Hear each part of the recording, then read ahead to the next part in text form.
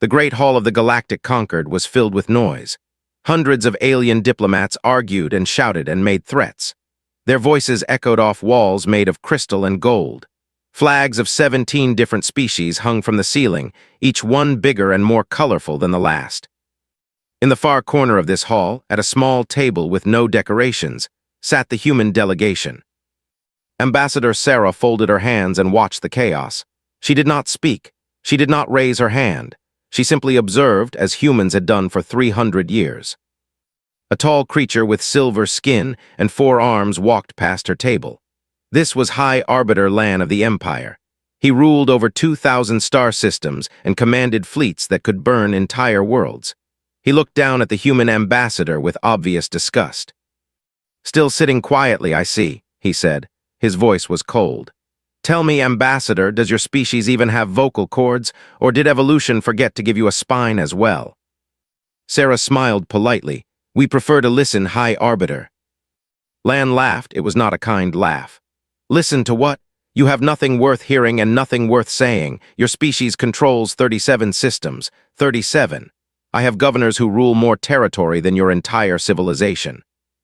He leaned closer. His breath smelled like copper and acid. "You are insects pretending to be equals. Everyone knows it. The only reason we allow you in this hall is because it amuses us." Sarah's smile did not change. "Your kindness is noted, High Arbiter." Lan made a sound of disgust and walked away. His guards followed behind him, each one carrying weapons that could level a city block. Across the hall, other aliens watched this exchange with amusement. The ambassador, a massive creature with gleaming black eyes, clicked its mandibles in what passed for laughter among its kind. The delegate, whose species had once burned an entire solar system just to prove they could, raised a glass in mocking salute. This was how it had been for 3 centuries. Every summit, every meeting, every diplomatic function, humanity endured the same treatment. They were mocked, insulted, dismissed, and ignored. And they never responded. Back on Earth, people sometimes asked why. Young politicians made fiery speeches about demanding respect. Military officers talked about showing strength. Journalists wrote angry articles about national pride. But the leaders of Earth knew something the public did not. They knew that strength shown too early is strength wasted. They knew that the galaxy was full of species who had risen fast and fallen faster. They knew that the loudest voice in the room was rarely the most dangerous one. So they waited and they watched and they learned. Human intelligence agents had spread across the galaxy like invisible threads. They worked as servants in alien palaces. They took jobs as mechanics on alien warships. They became translators, traders, pilots, and engineers. Everywhere they went, they gathered information. They learned how gravity drives actually worked, secrets they themselves had forgotten centuries ago. They mapped every weakness in hiveship armor. They studied weapon systems until they understood them better than they did. This information flowed back to Earth through channels no one suspected. It was analyzed, categorized, and stored. Human scientists spent their lives studying alien technology. Human engineers built prototypes in hidden facilities. Human strategists ran millions of simulations. Meanwhile, the galaxy continued to laugh. Lieutenant Commander James served on a human observation vessel near space. His ship was old and small, designed to look harmless. Most aliens barely noticed it. Those who did assumed it was some kind of garbage transport. This suited James perfectly. He sat in his cramped quarters, reviewing the day's intelligence reports. His screen showed detailed scans of a battle cruiser, scans taken by a microscopic drone that had attached itself to the ship's hull 3 years ago. "Interesting," he muttered to himself. They had upgraded their shield generators, but they had made a mistake. The new configuration created a blind spot near the engine section. A single well-placed torpedo could exploit this weakness. James added this information to his report. Somewhere on Earth, an engineer would read it and update the targeting algorithms accordingly. This was how humanity fought its war, a war that no one else knew was happening. Every day, thousands of humans gathered tiny pieces of information. Every day, Earth grew slightly more prepared. In the Concord Assembly Hall, the day's session was ending. The various delegations began to leave, still arguing among themselves. Old alliances were threatening to break. New conflicts were brewing. Ambassador gathered her documents and stood to leave. As she did, she noticed something odd. A young aide was watching her from across the room. Unlike the others, this creature did not look amused or contemptuous. It looked curious. The aide approached her carefully. "Ambassador," it said, its voice a series of clicks and whistles translated by a device on its collar. "I have a question if you will permit it." Sarah nodded. "Of course. My species has studied human history. We know about your world wars, your conflicts, your struggles. Your kind is not naturally peaceful. You fight among yourselves with great passion." The aide paused. "So why do you not fight here? Why do you accept such treatment?" Sarah looked at the young alien for a long moment. In 300 years of diplomatic service, no alien had ever asked her that question. They had all assumed they knew the answer. They thought humans were weak, cowardly, or simply too primitive to know any better. This one was different. This one actually wanted to understand. Sarah leaned closer and spoke quietly. "Let me ask you something instead. When a predator hunts, does it roar and make noise, or does it stay silent and wait for the perfect moment?" The aide tilted its head, confused. Sarah smiled, a real smile this time, not the diplomatic mask she usually wore. "We are not being quiet because we have nothing to say. We are being quiet because we are not yet ready to speak." She walked away, leaving the aide standing alone with its confusion. Outside the assembly hall, human transports waited to take the delegation back to their embassy. Sarah walked past them and stood at the observation window instead. Before her stretched the vast darkness of space, filled with countless stars. Somewhere out there, hidden among those stars, humanity was building something. Something the galaxy had never seen before. Something that would change everything. Sarah had served as ambassador for 40 years. She was old now and tired. She knew she would probably not live to see the moment when humanity finally spoke. But that moment would come, she was certain of it. And when it did, the galaxy would stop laughing. The first warning came from a mining colony at the edge of known space. The colonists sent a simple message: "Something is coming." Then the signal died. 3 days later, a patrol fleet investigated. 12 warships from the Empire arrived at the colony's location. They found nothing. No buildings, no people, no wreckage. Even the planet's atmosphere had been stripped away. Only bare rock remained. The patrol commander sent a message back to the Hive Queen. "The colony is gone, completely gone. We are detecting an unusual energy signature moving deeper into." The transmission ended mid-sentence. The 12 warships were never heard from again. This was how the galaxy learned about the axiom. Within a week, 3 more systems had vanished. Within a month, the number rose to 20. The axiom swarm moved through space like a wave of locusts, consuming everything in its path. Planets, moons, space stations, ships, all of it was broken down into raw materials and absorbed. The great powers of the Galactic Concord responded with characteristic arrogance. The dispatched their legendary Hive fleets, 2 million warships carrying billions of drone soldiers. The fleet was the largest military force ever assembled in galactic history. The battle lasted 6 hours. When it was over, the Hive fleet had been reduced to scattered debris. 2 million ships destroyed, billions of soldiers dead. The axiom swarm had not just defeated them, it had absorbed their technology and grown stronger. News of the disaster spread across the galaxy like wildfire. For the first time in centuries, the great powers felt something they had almost forgotten: fear. They were next to try. They deployed their sun killers, massive weapons capable of destabilizing stars. They fired at the heart of the axiom swarm, releasing enough energy to vaporize entire worlds. The axiom absorbed the energy. The machines actually grew larger and more numerous as they fed on the attack. "Impossible," the admiral whispered as his flagship was torn apart around him. "This is impossible." Those were his last words. On Earth, humanity watched and waited. Admiral Wei sat in the command center of the hidden facility known as Station Zero. Around her, hundreds of officers monitored the situation.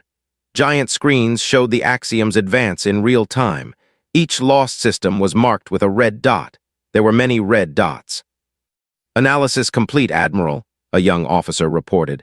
"The axiom are not simply machines. They are a self-improving artificial intelligence. They learn from every encounter. They adapt to every weapon used against them."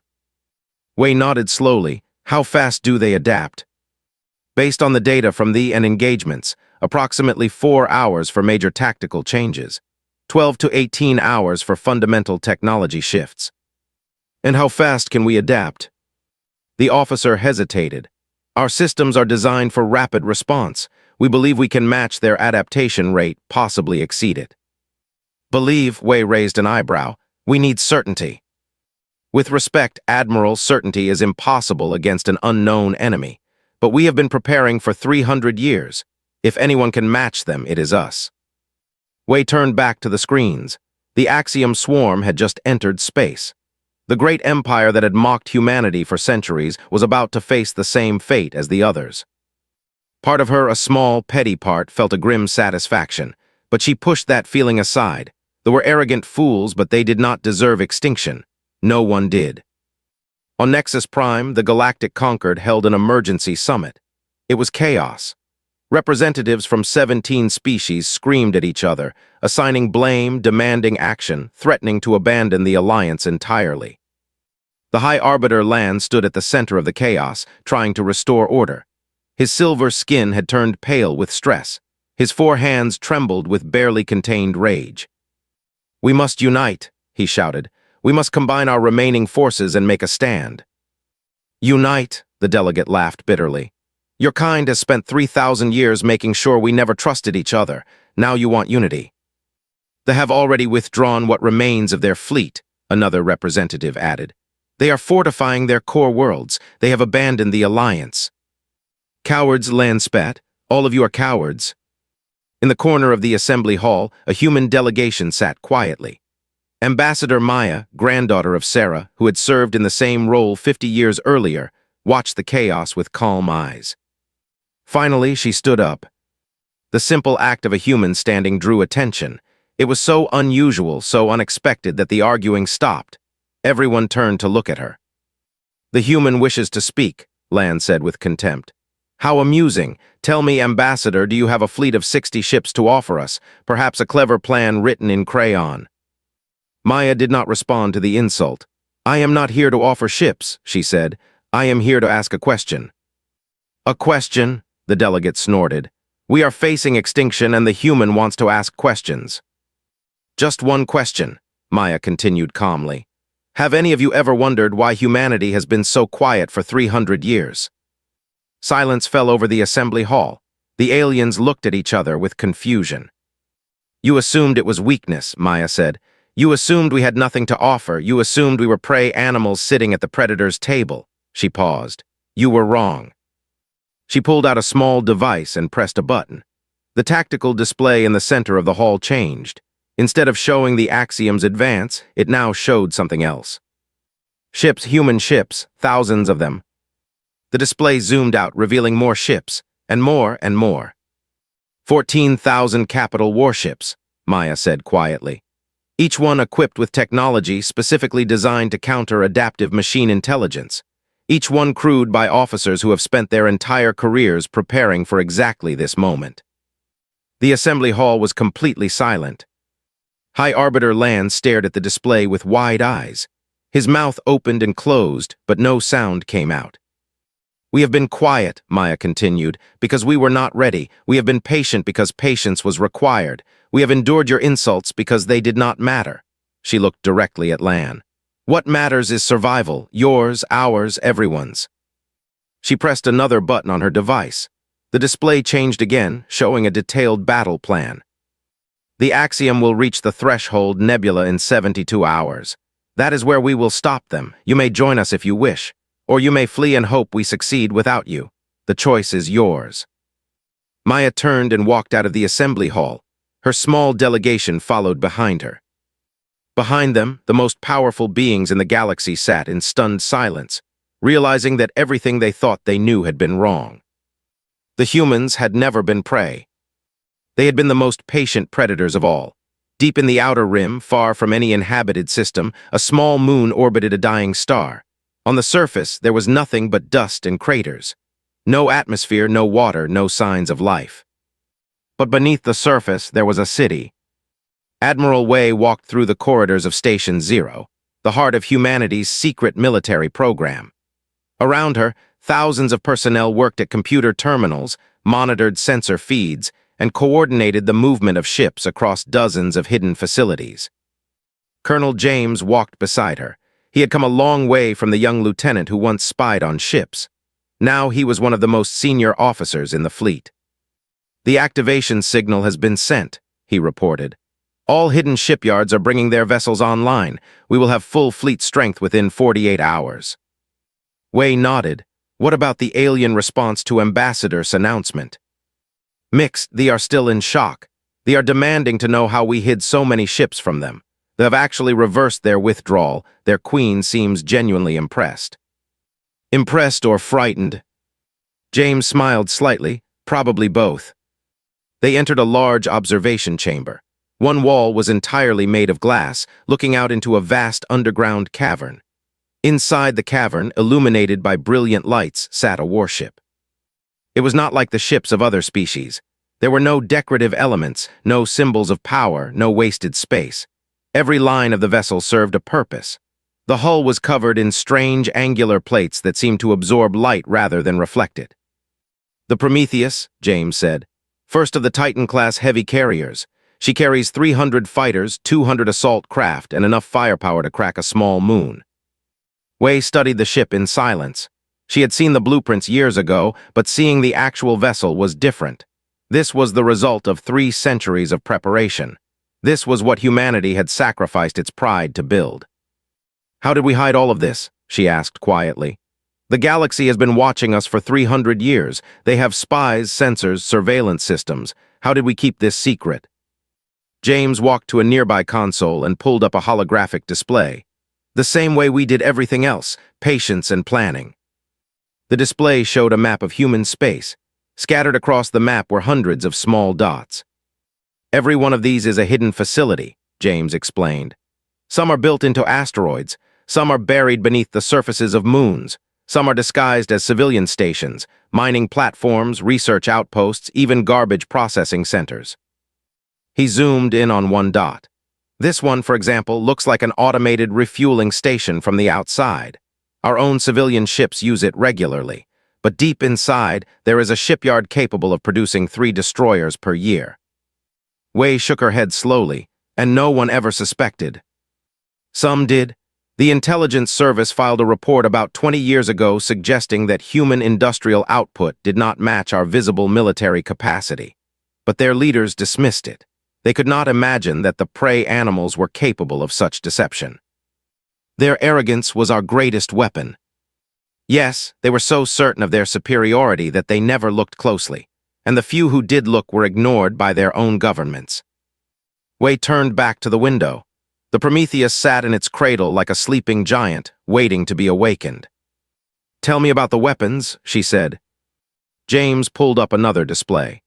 "We studied every enemy the galaxy has ever faced. We analyzed every failed defense, every lost battle, every extinction event. Then we built weapons designed to defeat threats that had never been defeated before." He highlighted a section of the ship's hull. "Adaptive kinetic batteries. Each round contains millions of micro-warheads. When they hit an enemy vessel, they analyze the target's composition and adjust their detonation pattern in real time." "What about shields?" "We developed something called resonance disruptors. Most shields work by deflecting or absorbing energy at specific frequencies. Our disruptors cycle through thousands of frequencies per second until they find the right one. No shield we have encountered can withstand them for more than a few seconds." Wei absorbed this information, and against the axiom specifically. James paused. This was the real question. All of humanity's preparations were worthless if they could not defeat this particular enemy. "The axiom are machines," he said carefully. "They learn and adapt. That has been the key to their success against every other species. They encounter a weapon, analyze it, and develop a countermeasure." "So how do we stop them from adapting?" "We do not," James smiled grimly. "We adapt faster." He brought up a complex diagram. Every human ship is connected to a central tactical network. When any ship encounters a new axiom behavior or defense, that information is instantly shared with the entire fleet. Our weapons systems update their targeting algorithms in real time. Our shields adjust their configurations based on observed enemy attacks. The axiom adapt in hours, we adapt in seconds. Exactly, we cannot stop them from learning, but we can make sure we are always one step ahead. Wei was silent for a long moment. Outside the window, crews were beginning the final preparations on the Prometheus. In hangars throughout Station Zero, thousands of smaller vessels were being loaded with ammunition and fuel. 300 years, she said finally. My grandmother was one of the first officers assigned to this program. She died without ever seeing a single ship completed. My mother spent her entire career here, and she only saw the first prototypes. And now you will lead them into battle. Yes, Wei's voice was heavy with the weight of generations. I carry the hopes of everyone who worked on this project, everyone who kept the secret, everyone who endured the insults and the mockery knowing that someday it would all mean something. She turned to face James directly. We cannot fail, not because of pride or revenge, but because if we fail, everyone dies. All of them, even the ones who laughed at us. James nodded. We will not fail, Admiral. We have been preparing for this moment longer than most civilizations have existed. An alarm sounded. A calm voice announced over the speakers.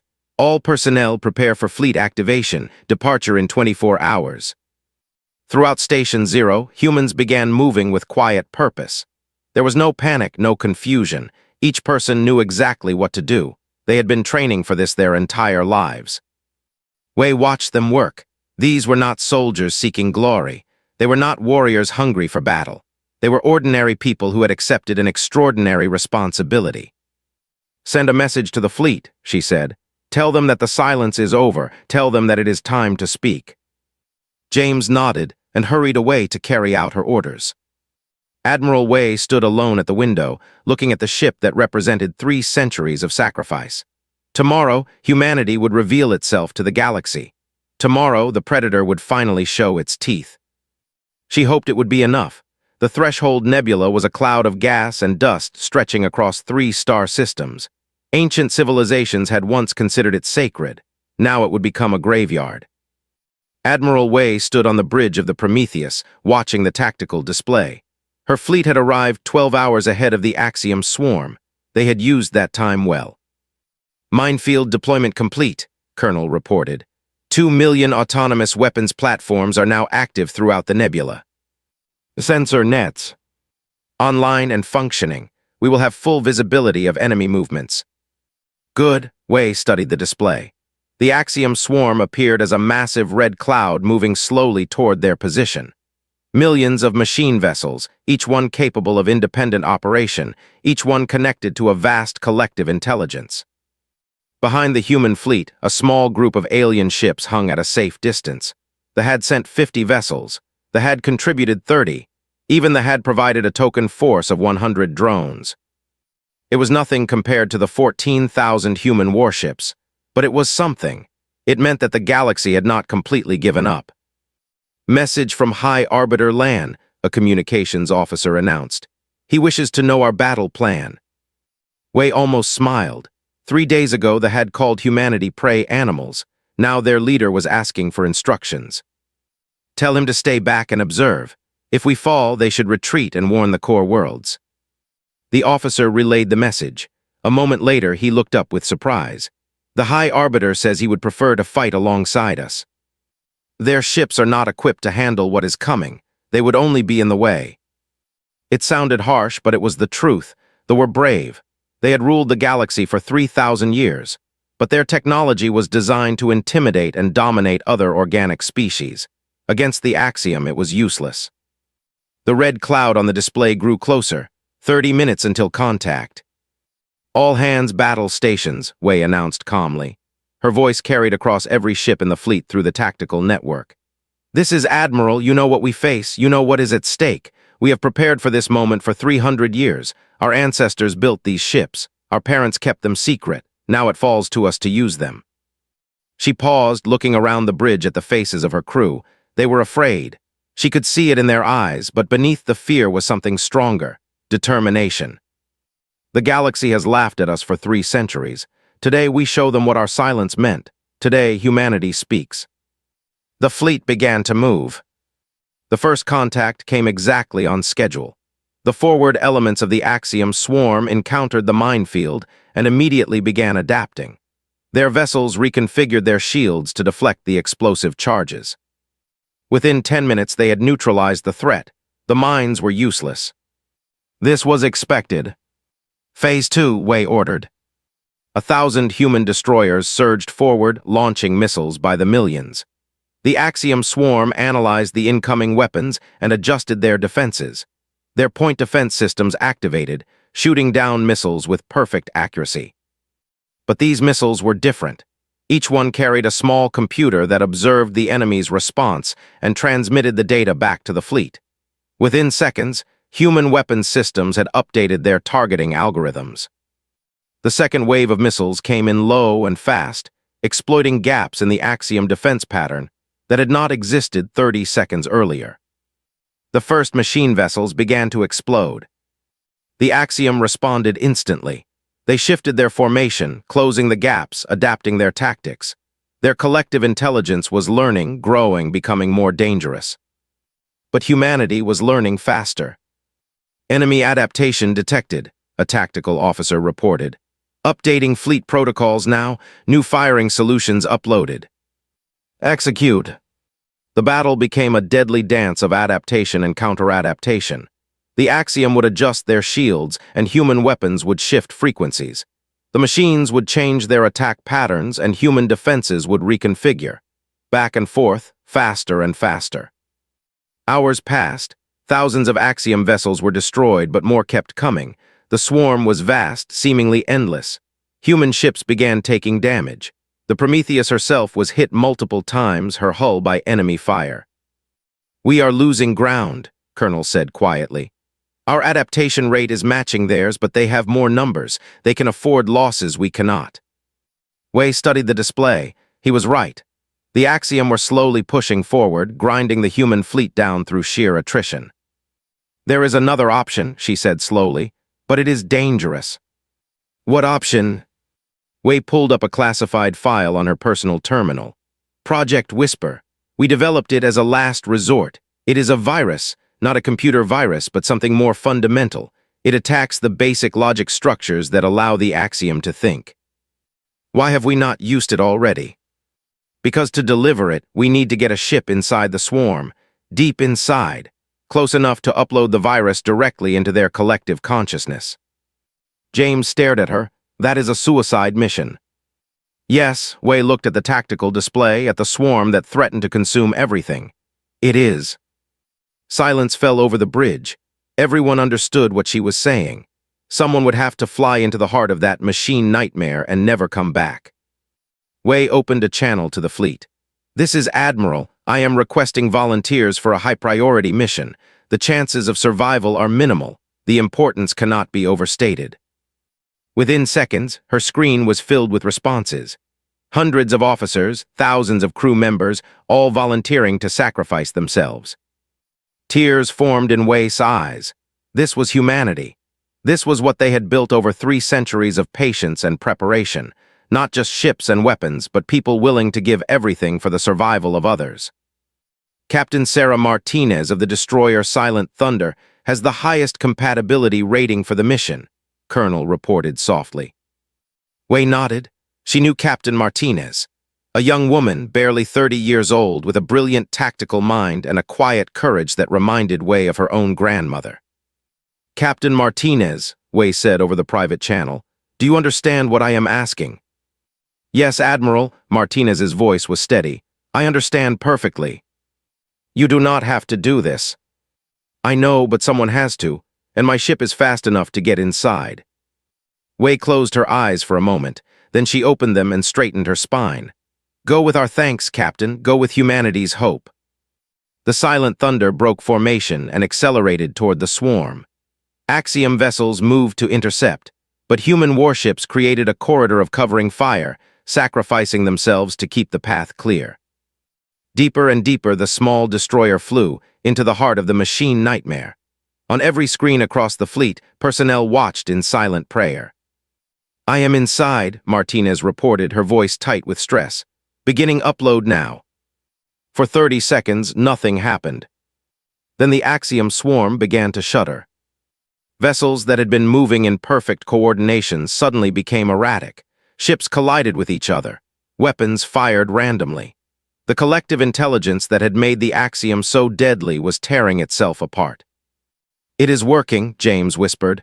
"My God, it is actually working." The virus spread through the swarm like fire through dry grass. Millions of vessels went dark.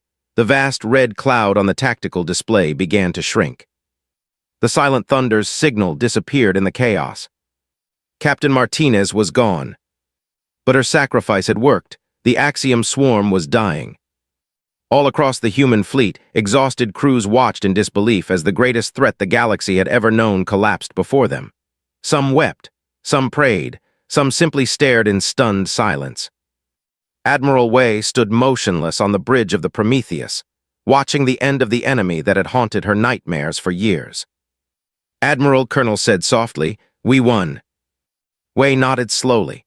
Behind her, the alien observer fleet had moved closer, their commanders watching in absolute amazement as humanity did what no one else could do.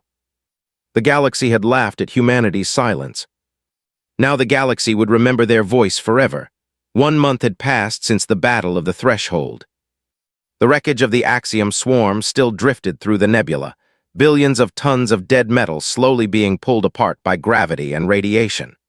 Salvage teams from a dozen species worked carefully among the debris, recovering technology and searching for any sign that the machines might return. They would not return. The virus had been thorough, but the galaxy had learned to be afraid, and fear is not easily forgotten. On Nexus Prime, the Galactic Concord was meeting again, but this time, everything was different. Admiral Wei walked through corridors that had once been filled with mockery and contempt. Now every alien she passed stopped and bowed. Some whispered words of thanks. Others simply stared with a mixture of respect and something that looked like shame. She did not enjoy it. Victory had cost too much for celebration. The assembly hall was quiet when she entered. Representatives from all 17 species sat in their places, but the usual noise and argument was absent. They watched her walk to the center of the room in complete silence. High Arbiter Land stood as she approached. The leader looked different than he had before. The arrogance was gone from his eyes. In its place was something Wei had never expected to see: humility. "Admiral," he said, his voice carried across the silent hall. "On behalf of the Empire, I offer our deepest apologies." He bowed. I had never bowed to another species in recorded history. "For 3 centuries we mocked your people, we called you weak, we called you prey, we treated you with contempt that you never deserved." He straightened and met her eyes. "We were fools, and we are sorry." One by one, the other representatives stood. The delegate bowed her head. The ambassador clicked its mandibles in a gesture of profound respect. Even species that had never directly insulted humanity acknowledged their debt. Wei waited until they were finished, then she spoke. "I did not come here for apologies," she said quietly. "And I did not come here for gratitude. I came here because there are things that need to be said." She paused, gathering her thoughts. The weight of 3 centuries pressed down on her shoulders. "My great-grandmother was one of the first human ambassadors to the Concord. She sat in this very hall and endured insults that would have started wars between any other species. She never responded. She never complained. She went home each night and continued working on the project that would eventually save all of your lives. My grandmother served for 40 years. She watched the great powers play their games, threaten each other, and ignore the real dangers in the universe. She died knowing that she would never see the fleet she helped build. My mother spent her entire career in a hidden facility, designing weapons she hoped would never be used. She sacrificed a normal life so that someday, her children might have a chance to live." Wei looked around the room at the faces of beings who had once considered humanity beneath their notice. "We did not build our fleet out of anger. We did not hide our strength out of fear. We did this because we understood something that the great powers never learned. The universe is dangerous, far more dangerous than your petty wars and political games. The Axiom were not the first threat to come from the void, and they will not be the last. There are things out there that make the Axiom look like children's toys. We have seen the evidence. We have studied the remains of civilizations far older and more powerful than any of us." She let that sink in. Humanity chose to prepare. We chose to sacrifice our pride, our dignity, our place in galactic society, all so that when the real threat came, we would be ready. High Arbiter Land spoke carefully. You are saying there are more threats coming. There are always more threats, Wei replied. The question is whether you will be ready to face them. Silence filled the hall. Finally, the Queen's representative clicked forward.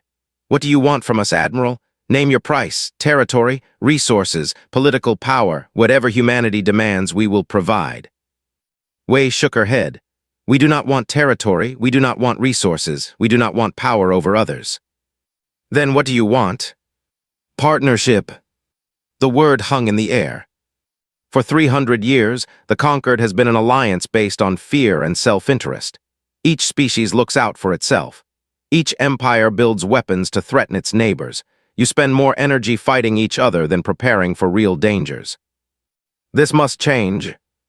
Wei walked to the tactical display in the center of the hall. She pulled up a map of the galaxy. There are 200 billion stars in this galaxy. We have explored perhaps 1% of them. We do not know what else is out there. We do not know what threats we might face in the next century or the next millennium. Humanity alone cannot protect everyone. Our fleet is powerful, but it is not unlimited. If we are going to survive, truly survive, we need to work together, all of us. Not as a collection of rivals pretending to cooperate, as a true alliance, sharing technology, sharing knowledge, building defenses that protect everyone.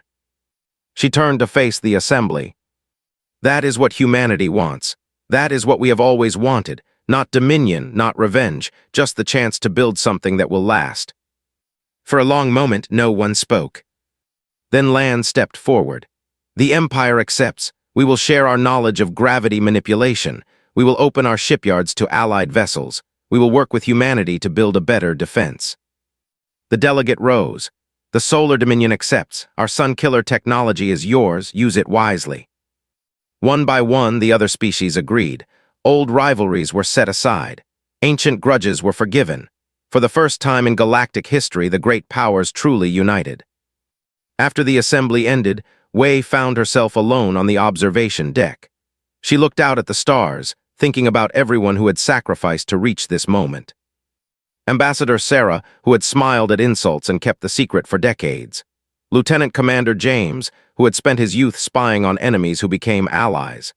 Captain Sarah Martinez, who had flown into certain death to save billions she would never meet. And countless others. Engineers, scientists, soldiers, diplomats, generations of humans who had worked in silence, never seeking recognition, never expecting thanks. We did it, she whispered to the stars. We actually did it. She heard footsteps behind her. Colonel approached and stood beside her at the window. They are asking about joint training exercises, he said. They want to share their hive mind coordination technology. They are offering access to their stellar engineering archives. Wei smiled slightly. It seems everyone wants to be friends now. Can you blame them? You just saved the galaxy and then asked for nothing in return. It confuses them. They do not know how to respond to genuine selflessness. We were not selfless. We did this for ourselves as much as for them. Humanity cannot survive alone. We need allies, partners, friends. We always have. James nodded slowly. So what happens now? Wei considered the question. The battle was won. The alliance was formed. The great powers of the galaxy were finally united. But she knew it was only the beginning. Now, she said quietly, we prepare for whatever comes next, together. Outside the window, the stars burned with ancient light. Among them, humanity's fleet kept watch. They had spoken at last, and the galaxy had listened. The silence was over. But the story was just beginning.